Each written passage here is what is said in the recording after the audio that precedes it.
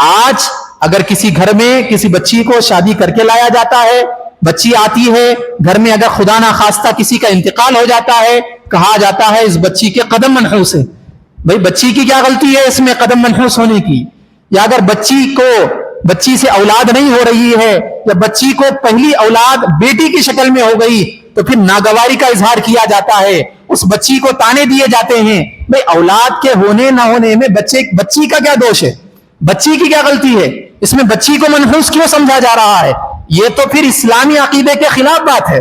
اللہ تبارک و تعالیٰ کا حکم ہے، اللہ تعالیٰ نے فرمایا وَإِن يَمْسَسْكَ اللَّهُ بِضُرٍّ فَلَا كَاشِفَ لَهُ إِلَّا هُوَ، اللہ تعالیٰ اگر کوئی نقصان تمہیں پہنچانا چاہے تو پھر اللہ کے علاوہ اس نقصان کو کوئی دور نہیں کر سکتا۔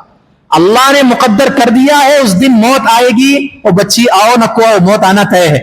اللہ تبارک و تعالیٰ نے مقدر کر دیا ہے اولاد نہیں ہوگی تو اولاد نہیں ہو سکتی۔ اگر اولاد ہونا ہے بیٹیاں ہی بیٹیاں اس کی قسمت میں، بیٹیاں ہی بیٹیاں ہوں گی، بیٹے ہی بیٹے اس کی قسمت میں ہیں، بیٹے ہی بیٹے ہوں گے۔ یہ اللہ کی تقسیم ہے، اس پر ہم اشکال نہیں کر سکتے۔ اگر اشکال کیا گیا گویا کہ تقدیر پر ہم سوال اٹھا رہے ہیں، اللہ کی تقسیم پر، اللہ کے فیصلے پر سوال اٹھا رہے ہیں، اور جو اللہ کے فیصلے پر سوال اٹھاتا ہے اسے یاد رکھ لینا چاہیے کہ اس کا ایمان ناقص ہو جاتا ہے، اور ایسے ناقص ہوتے ہوتے وہ اسلام کے دائرے سے، ایمان کے دائرے سے نکل جاتا۔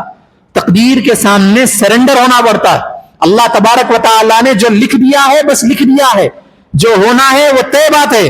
دعائیں کیجئے، اللہ تبارک و تعالیٰ چاہے گا بدلے گا تقدیر کو، اسباب اختیار کیجئے، اللہ چاہے گا بدلے گا تقدیر کو۔ لیکن جب کوئی چیز ہو چکی، کوئی فائدہ پہنچ چکا یا کوئی نقصان پہنچ چکا، تو پھر اس کا وبال کسی اور پر نہ ڈالے، کسی انسان پر نہ ڈالے، کسی وقت پر نہ ڈالے، کسی مہینے پر نہ ڈالے، یا کسی گھر پر نہ ڈالے۔